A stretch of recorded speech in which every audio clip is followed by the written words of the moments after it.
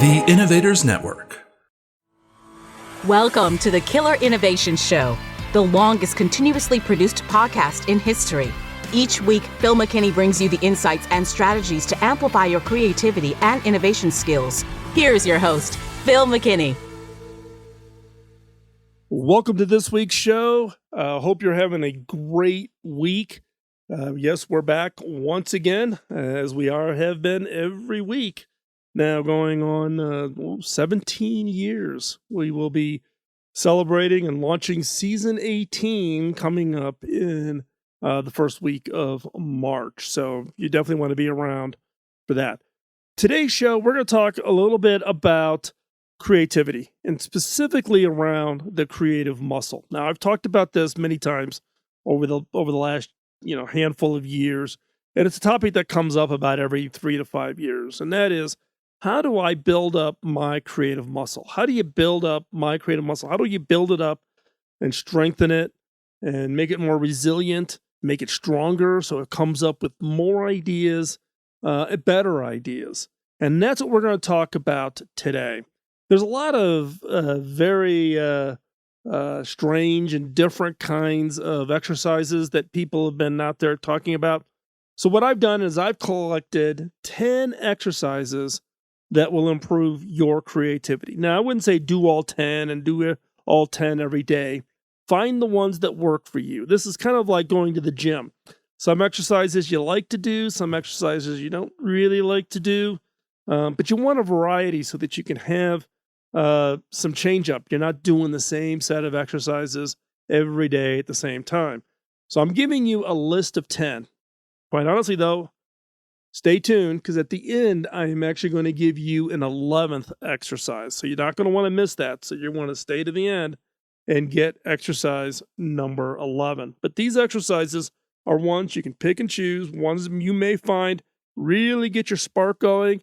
And in other cases, maybe that exercise doesn't really work for you. So I'm giving you 10 plus a special. So you have 11 exercises by the end of today's episode for you to exercise your creative muscle with the ultimate goal of improving your creativity to make you more effective in your personal life, in your career, and your ability to generate ideas and that result in innovations that have a big impact. So before we jump into today's episode, got a favor to ask. Can you follow, like, and share? Follow us on social media. You can find me, Phil McKinney, all one word, Facebook, LinkedIn, Twitter, wherever.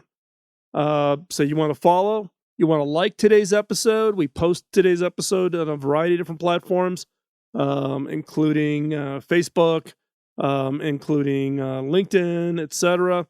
So find it, like it, so that way people in your network can see that, and then share. If there's somebody that you know that would directly benefit from today's content, share it with them. Send them the link, send them the information. Help us spread the word of the show. I would really, really appreciate that. And with that, with no further ado, let's jump in to this week's episode. This episode is sponsored by Zoom. With Zoom, you can streamline your communication, collaboration, and creativity all in one place. Zoom is the market-leading platform that provides video meetings, voice, webinars, and chat across desktops, phones, tablets, and conference room systems. To learn more about Zoom and sign up for your free account, visit killerinnovations.com/Zoom.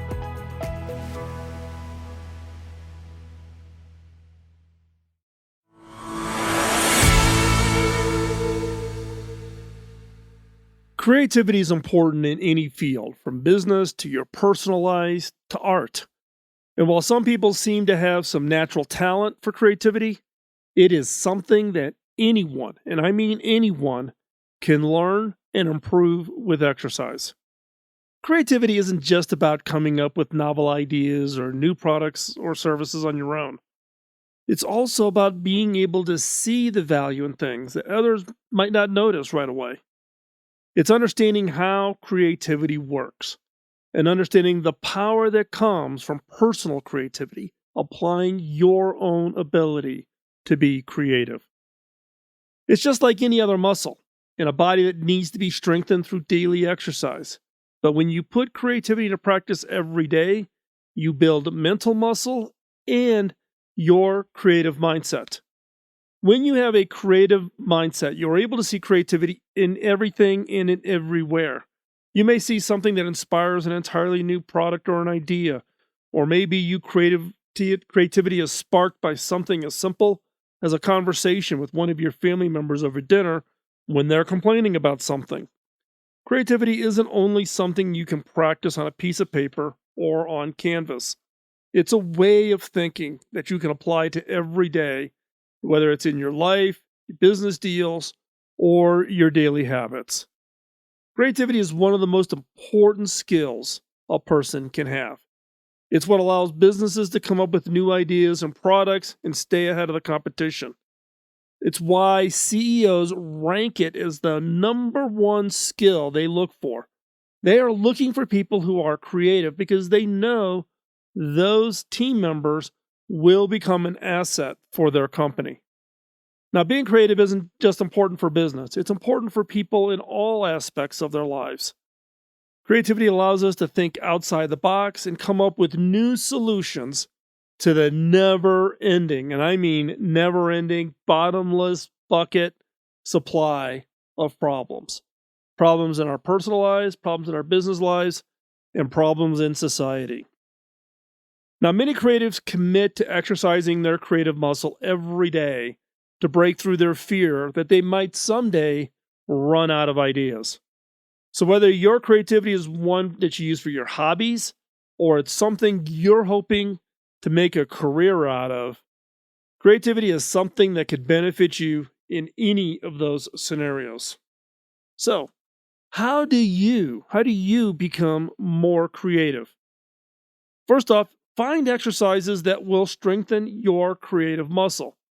It's like going to the gym. You want a collection of exercises so that you can rotate them and not get bored. You're not going to do arm curls every day for 5 years. You want to do arm curls and leg curls and bench presses and all the things you would do in a gym. The same thing applies to exercising your creative muscle. So, here I am going to share with you 10 exercises to get you started. These are the 10 exercises to increase your creativity. Now, stay tuned because I will give you a bonus 11th exercise at the end. So stay tuned. There's actually a number 11. So let's get started. Number 1, take a walk outside. A quick escape from your desk for some fresh air and exercise will help you be more creative as well as provide clarity on what you're working on. During that walking time, you're letting your subconscious work on the ideas, work on the problems that you're facing. Now, as you walk, try to observe your surroundings. Don't become so focused on the idea that you get rolling around in your head. Focus on your surroundings and think about how they can influence your creativity or how something in nature may solve the problem that you're working on. Now, is creativity inhabited by a lack of stimuli? No. It's thinking about nature, what you could do with that knowledge. It's so that whatever that inspiration can come from anything. And stimulation allows your brain to kind of make these random dot connections, these things that you would never do on your own. And so therefore, creativity can be found even in the most mundane things: a stick on the ground, a rock, a leaf, a bird flying away, whatever it is. Use that as stimulation for your creativity. So number 1, take a walk outside and look at alternative stimulus in order to solve the problem that you're working on. Number 2, write a list of things that annoy you. By identifying and writing the things that bother you, you can see patterns and common themes. Create a long list. Collect up all the things that just get underneath your skin. Now, this can help you come up with new ideas for products or services or ways to solve problems.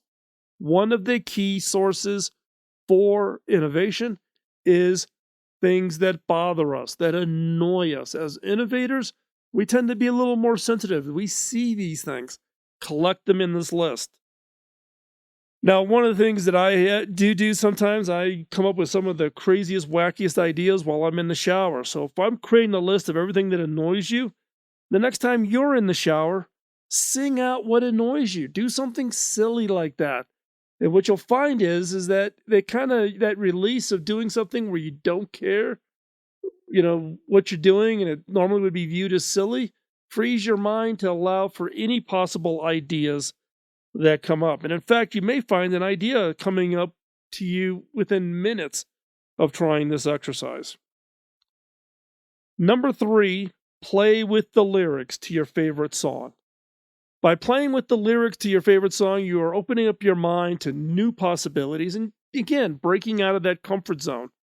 Now, music exercises a distinct part of your creative muscle, so it's important to tap into creativity in every possible way. See, if you're saying, look, I'm not into music or whatever, I'm more into drawing, try music. Try it, especially if it's not something you normally do, because that will exercise a different part of the brain.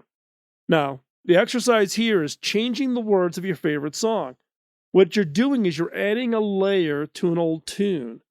You're coming up with listening to the music and changing the words so it matches to you, and it forces you to be creative, to come up with ways that the words will work with the rhythm. So how do you do this? Well, first of all, listen to your favorite song and focus on the lyrics as it's being sung. Change one word at a time. Find one word in that lyric that you can switch into a different word to bring more meaning to you. So change one word at a time and then sing it to the tune and see if it sounds good in your head. If it's not, change it to another word and go back at it. The key here is to keep going, doing one word at a time. See how many original phrases you can come up with for this song by changing one word at a time until you just can't think of it anymore. And then go back and look at that song. I think you'll be amazed at how different that song is from where you started to where you end up, just changing one word at a time.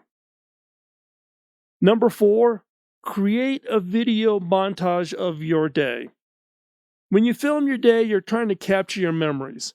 And this exercise actually works very well when you're suffering creative block or writing block. Pull out your phone, film your day. Film you going to your desk, film, taking your dog out for a walk, film going to the grocery store, and then create the montage to represent what that day was for you. Now, this could be a fun way to document your life and see how your creativity manifests itself in everyday things, right? You're thinking, oh, my life's boring. Well, that's the challenge. Create a short film about your day that isn't boring, that says something different, that is put together maybe not in a way of a typical, let's say, documentary. You can, by editing that video, you're also exercising your creativity to come up with a creative way to tell your story. Don't tell your story the same way as everybody else does. So, for instance, you can choose to film only certain parts of your day, or you can use music and graphics to add another layer of creativity onto the video. And therefore, then you can tell the story with this video montage. But by experimenting with different ways to film and edit your videos, you will improve your creative skills. Number 5, write about what scares you and why it scares you. This is also a little bit about confronting what it is that really does scare you. Now, one way that creatives sharpen their creativity muscles is by writing about what scares them and why, really looking at it. The act of exploring the scary things in life can open up new avenues that otherwise you just would never explore. You'd stay away from it because why? It scares you. It's just too much. The person has to think creatively in order to get past these fears and write something original about it for this exercise, which will help again with creativity overall. I have somebody that's close to me that is absolutely deathly afraid of spiders. Like, I can send them a picture of a spider on Facebook and it will freak them out when they see that message in Facebook, right? Getting that person to write a story or to just write about spiders, just spelling the word spiders out, it would force them to have to confront, but it also opens it up because they have to creatively think about how they would write and describe the kind of the fear that they fear about that. So this is actually a great exercise to cause you to really look at something that you typically don't want to look at, that you're going to look away from, and then describe it. And use that creative mindset to describe it in such a way that the other person feels it the way they feel it. This is a great exercise, but it's a tough one. But try it. Write about what scares you and why it scares you. Number 6, play games that require creativity, such as chess or Scrabble. Now, many creatives commit to exercising the muscle by playing games that require some form of creativity. Two right off the top of my head, chess and Scrabble. My grandson, he is now learning how to play chess and wants to play chess all the time. Now, playing games can not only keep your mind sharp, but also can help you with problem solving or even decision making. It's a way to exercise that creative muscle. So, find a game that you think really challenges you and go for it. You find somebody that you can play with regularly. Buy the game on your phone or on your tablet.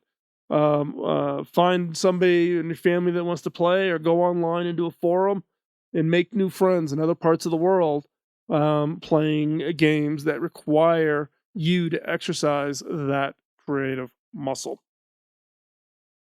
Number 7, do something that makes you laugh, like watching comedy videos on YouTube. Now, recently, I shared about the role that humor plays in creativity, and the fact that laughing triggers endorphins. Endorphins are the feel-good drug, and what you find is in all these studies that those people that feel good, that are positive, uplifting, got endorphins running around, will be more creative. Studies have been done in brainstorming sessions. Who generates the most ideas, the best ideas, etc.? Those that have endorphins.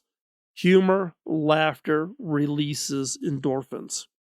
And so therefore, that's why many creatives find that they need to be in a good mood. They need that boost.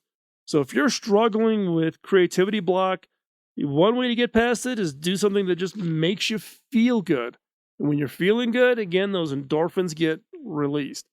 And laughter, what I have found for me, laughter is a great way to release those endorphins. Now, watching comedy videos or your favorite comedians, or what I actually like are when multiple comedians are together and they can kind of play off of each other, a little bit of improv. I love the TV show Whose Line Is It Anyways? Because you can really see in an improv situation a high level of creativity. So by watching comedy videos on YouTube is a great way to exercise your creative muscle, because you're watching them. Their whole mission is to make you laugh. Your humor, your laughter releases your endorphins. You will become more creative. So humor sparks creativity. Give it a try. I actually know a number of creatives who have started doing stand-up comedy. They have gone and taken classes in improv. I've had on this show, you can go back and look in the archive, the director of Second City comedy group out of Chicago, which is actually one of the groups that John Belushi and Dan Aykroyd and a bunch of big-name comedians started their careers at, was at Second City. They went to New York, Saturday Night Live, have their own, did movies and TV shows and specials and all of that. We've had the director of Second City on this show. We did a whole episode around improv and the role of improv in creativity. Go check those out and go back into the archive and listen to those. That, again, I'm a big believer in humor. Laughter as being a key way to just trigger creative thinking.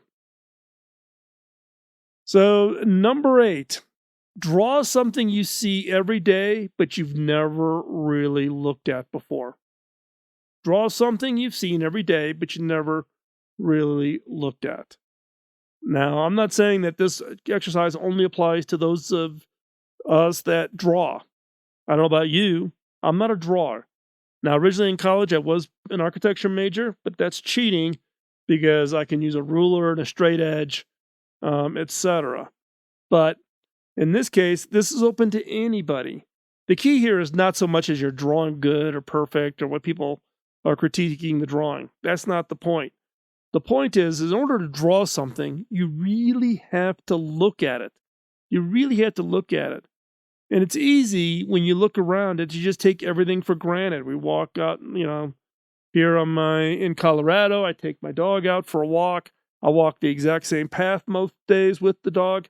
There's probably things I've stepped over, walked around, I just haven't never even noticed. The key here is to cause yourself to stop and really notice something that was right in your path that you just never noticed before. And then try to draw it. And when you draw it, it requires you to stop and really notice it. Shadows, smoothness or roughness of the material, shading. Is it clean? Is it dirty? Has it got dirt on it, mud on it? Is it round, square, triangle shaped? Is it made out of natural materials like dirt? Or is it made out of man-made materials, concrete or steel or whatever? All of those things you have to notice. And that's what you're trying to do in this exercise. Draw something that you see every day, but you never really looked at before. And maybe something is sitting on your desk, right? It's been sitting there forever. You kind of notice it, but you never really looked at it. When you draw it, you got to really look at it. So look at it, hold it in your hand, feel it, really look at it, and then draw it. That's what this exercise, it's about. One, noticing. And two is trying to recreate fresh eyes. Seeing things that are just right in front of you that you're overlooking just out of habit. Fresh eyes means you look at everything as if you were seeing it for the first time. You might have noticed it if it was the first day that something was put on your desk. But that same thing has now been sitting on your desk for 1, 2, 3 years. Now's the time to really, really look at it. So again, number 8 is to draw something you see every day, but never really looked at before. And that could be something, 2 suggestions. An old shoe, go to your closet, grab an old shoe, draw it. Or an apple, go to the refrigerator, grab an apple out of your refrigerator, set it on the edge of your desk, and draw it. Really look at it. Notice it. Understand what is it? How does it look? How does it feel? How is it shaped? Okay. Number 9, exercise your brain with a puzzle. Puzzles really are a great way to exercise the creative side of your brain because it forces you to come up with new solutions, particularly new kinds of puzzles. I like to try new puzzles, not, the same old crossword puzzle or the same old Sudoku or any of those. I like to find new puzzles that I've never seen before, that I need to learn how the puzzle works, and then I got to start finding solutions. I guess I get bored easily, right? So, and again, it's a great way to break out of our ruts, that whatever rut we might be in. And again, it's about problem solving because the rules of a puzzle change. If I go from a Sudoku puzzle to a crossword puzzle to a word find puzzle, the rules are different. So therefore, I'm using different problem solving techniques. And also, puzzle is just a structured form of play. And play is an important part of creativity and an important part of innovation. No matter what we tell our bosses about, we're going to run this brainstorming session and we're going to be producing good work. In reality, it's play. We're coming together to play. We're playing with ideas. We're playing what if scenarios. We get to think about the possibilities. That is play. Puzzles is a structured form of play. And again, it's not just about looking for the right piece, but you're thinking about where that piece can go. That solution that can go. There may be multiple paths of solution. My wife is big into puzzles, the cut up pieces, and you're putting the pieces together. And I can do that for a little bit of time, but she likes these big 1,000 piece, 5,000 piece puzzles. These things are massive, dinky little puzzle pieces, and trying to find where the pieces go. But again, what I've found is I end up with a piece that could go into 3 or 4 different places, and I think I know where that piece goes, and I tried to fit it, and it doesn't fit. It fits someplace else. It also helps train you not to assume. You got to get the puzzle piece, you think it goes there, test it. Your test may be wrong. If your test is wrong, find the right place for that puzzle piece. Okay, number 10. Now remember, number 10 is not the end. Stay tuned. We're going to have a bonus exercise, number 11. But before we get there, exercise number 10. Make crafts out of old things lying around the house. I don't know about you, but my whole family is pretty crafty. They like to, about every other year, we make the rule that all the holiday gifts have to be handmade. You cannot use store-bought gifts for the holidays. You have to make the gifts for the holiday season. And so, out comes the glue guns and ink stamps and paints and scissors and cardboard and wood, whatever it's going to be that you're going to build as your gift for somebody in the family. Now, I've found that by literally building something, your creativity juices really, really flow. It's one of the reasons why, in my current role as a CEO, one of the things I push my innovation and my R&D teams to work on is when they're developing their ideas, build it, prototype it. We probably have more Raspberry Pi kits in the building than you can shake a stick at, all with different demos built on them. And, we've done everything from wind sensors to light sensors to, compression technologies for bits on the network to you name it. We've built prototypes for it. User interfaces, hack together some web page to make something look like what it would look if the idea turns into a product, right? I'm big into building. It's where rubber meets the road. It's where ideas became real. And that is the definition of innovation. Now, you can start with something simple and just using whatever you happen to have at your fingertips, or you can, if you're fortunate enough to have access to a 3D printer or other things, you can actually clean it up and make it look prettier and more like a finished product or offering. 3D printers is totally transforming the makerspace where you can do your design work. Even now, you could do your design work using software on a little tablet or even on your iPad or iPhone or whatever, and then you can send that design off into the cloud, and someone will print it and send you the part back. Recently, at this most recent holidays, my wife and I, for the family, which includes our kids and grandkids, etc., bought a Glowforge, which is a big laser cutter, laser etcher, can cut plexiglass, metal, cardboard, etc. And my grandson has just absolutely gone nuts on this thing. He is designing and building and cutting, and his birthday coming up, and he's building the gifts for all the kids coming to his birthday party on his Glowforge. And it's amazing to watch, right? When you think about when I was a kid, I had to go behind the garage and get a 2x4 and use a saw, and I was kind of limited to square shaped kind of things that I could build. And here, got a 9-year-old with a Glowforge who's figured out how to use the software, can design his own birdhouses, cut them, build them, construct them, nail them, glue them together, and they look fantastic. At 9 years old, I can't even imagine what these tools are going to look like. So make something. Don't just think it. Don't throw it on a piece of paper, but actually get your hands on it. And you don't have to do anything. You don't have to have a Glowforge or a 3D printer. Just make something.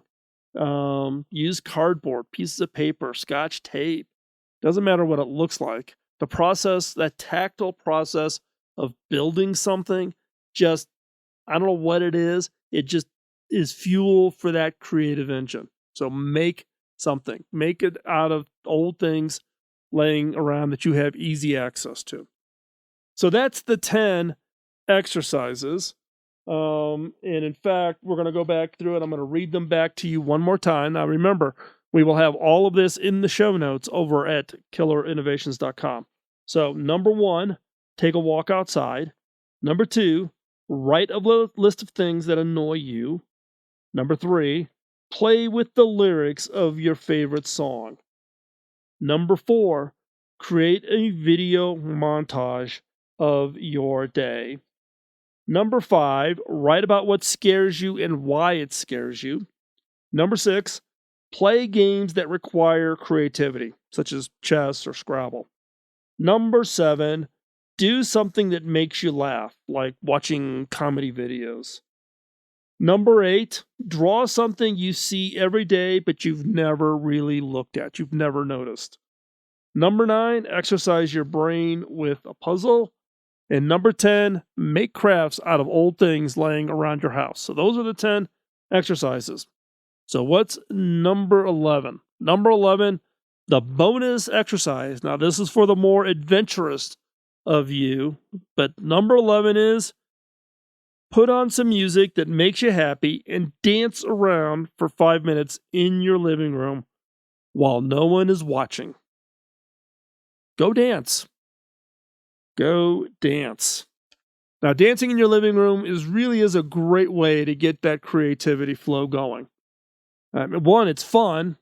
It's an easy way to let loose, and it can help you come up with new ideas. Plus, it's a great workout. And one of the things we talk about around creativity is your physical body. Your brain and the effectiveness of your brain to come up with creative ideas is determined by your health in many cases. You need to take care of your body. Taking care of your body means taking care of your brain. Dancing can help you become more creative because it loosens you up. It allows you to be more playful. It gets your body moving, gets all parts of your body moving. And when you're more relaxed and your body is energized, you're more likely to come up with the solutions to your problems. And just the sequence of moving your feet in a pattern, swinging your arms in a certain pattern. Dance is a great spark for creativity. Keep in mind that creativity is all about breaking free from the chains of judgment. Now, I will tell you, I am not a very good dancer. Right? My wife loves to dance. But I'm not very good at it.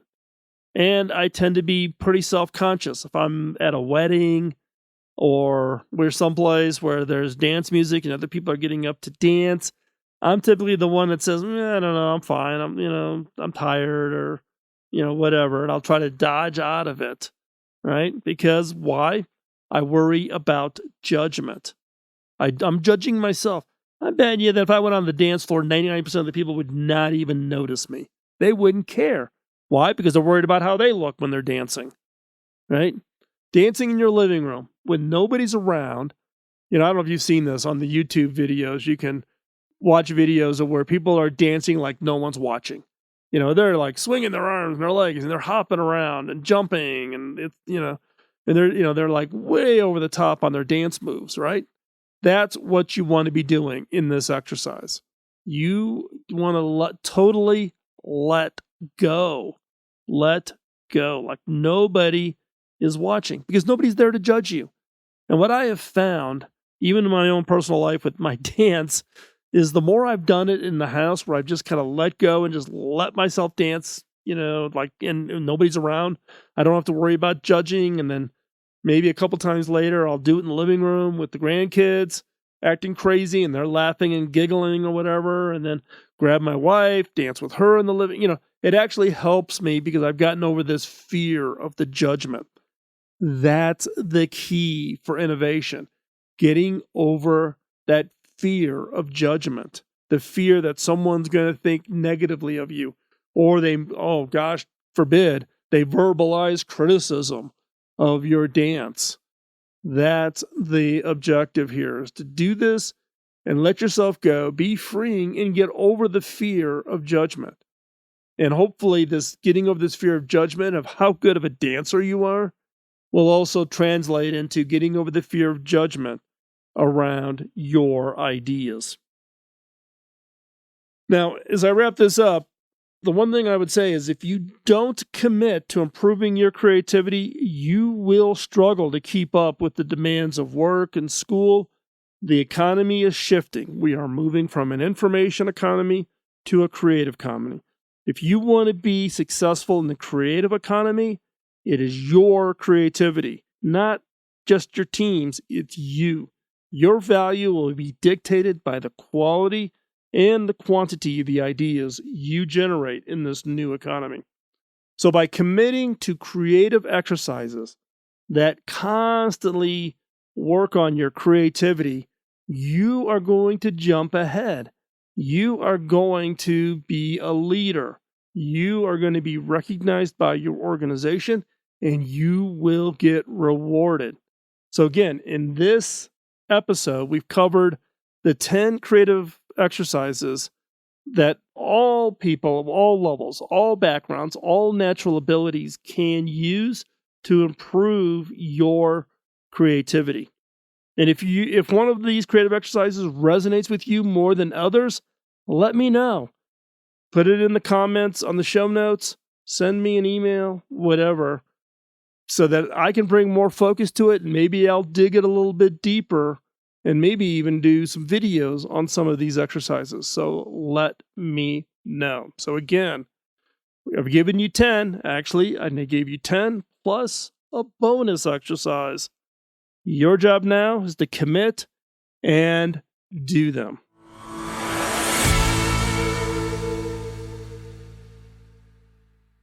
So here's the question I have for you. Which of those 11, I was going to say 10 plus 1, which of those 11 exercises are the ones you're going to try first? Which are the ones that are intriguing to you to where you want to try those first? For instance, exercise number 2, which is write a list of things that annoy you. I kind of do that anyways. For me, that wouldn't qualify as a number first exercise. The one that does intrigue me, though, is number 3. Play with lyrics to your favorite song. I've kind of gotten into on TV, at least here in the United States, they have a show. It's about songwriters. You kind of go through and they pitch a song to a bunch of producers and singers and that, and they give them some feedback and they go back and tweak it and change the music, etc. And you get to watch the songwriting process. I find that just absolutely intriguing. One, because you're watching creativity happen right in front of you. And I kind of gotten into this, and I do create a little bit of my own music. I'm a big Ableton Live user on my laptop. I used to play instruments in band when I was in school. But this one, play with the lyrics to your favorite song, number 3. That's the one I am going to try first. And who knows, maybe as part of an upcoming show, or maybe the celebration of us starting season 18, we may invite guests such as you to tell us and show some of the output that you did from your exercises. So keep track of it. And if you've done something that you really think is interesting and creative, drop me a note. You can send it to me over at phil@killerinnovations.com, or you can hop on over to theinnovators.community. That is the free online community of innovators. So this is everything from chief innovation officers down to high school and college kids who are who've come up with an idea for a product. You can hop on over to theinnovators.community. You can post about your idea from the exercise, or you can just share it with me in the form of a direct message. So love to hear what's the output from these exercises. And if you happen to, for instance, do something with number 3, which is change the lyrics, and you come up with a really great variation of a song, I would love, love, love to hear it. So send those over. So as we wrap up today's show, again, thank you for taking the time to join us. Time is your most valuable asset. You want to be as effective and as productive with your time, and hopefully you found today's show to be effective and productive for you, helping you to achieve your creative success, for you to become that innovator that you want to become. So again, thank you for your time. Greatly, greatly appreciate it. As I've shared many times, we're here doing the show, the team around me that has come around to help us with the show over the years. I couldn't do it without them, but I also would not be doing it without you. The feedback, the emails, the notes, running into you when I'm out and about over the last 17, coming up on 18 years is what fuels us to keep going, and we do greatly appreciate that.